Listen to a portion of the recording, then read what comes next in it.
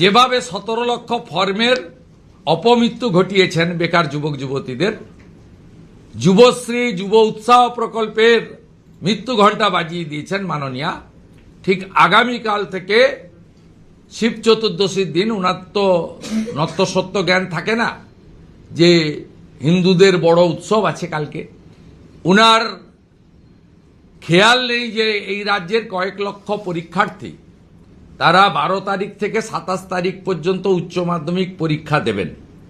কিন্তু কালকে তিনি 294টা বিধানসভায় আইপ্যাকের বুদ্ধিতে তাবেদার প্রশাসনের একটা অংশকে ব্যবহার করে একটা টেবিল আর দুটো করে টুল বা চেয়ার পেতে কাল থেকে এই ফর্ম বিতরণের কাজ শুরু হচ্ছে।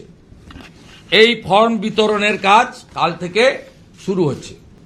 মুখ্যমন্ত্রী ভালো করে জানেন যে 2013 সালের যুবশ্রীর যেভাবে অপমৃত্যু ঘটিয়েছি, নির্বাচনে আরেকবার যদি জিতে আসতে পারি এটারও অপমৃত্যু ঘটাবো এবং পশ্চিমবঙ্গটাকে গ্রেটার বাংলাদেশে পরিণত করব। এবারের অন্তর্বর্তী বাজেটে চাকরির পাটটাকে ক্লোজ করে দেওয়া হয়েছে, কারণ মুখ্যমন্ত্রী কোনো ঝুঁকি নিতে চাননি।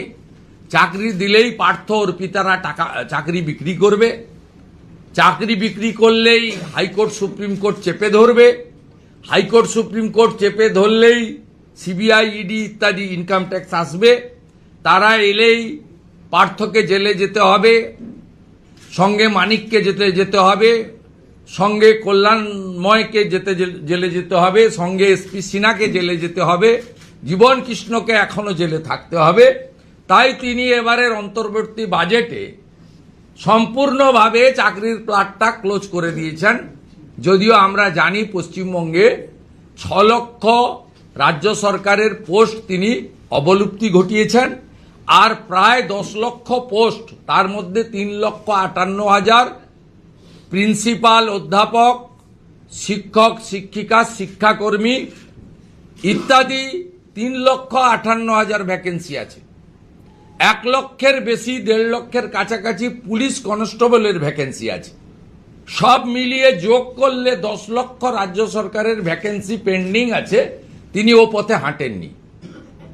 চাকরি দিলেই পার্থরা চাকরি বিক্রি করবে, ভাগ উনি পাবেন।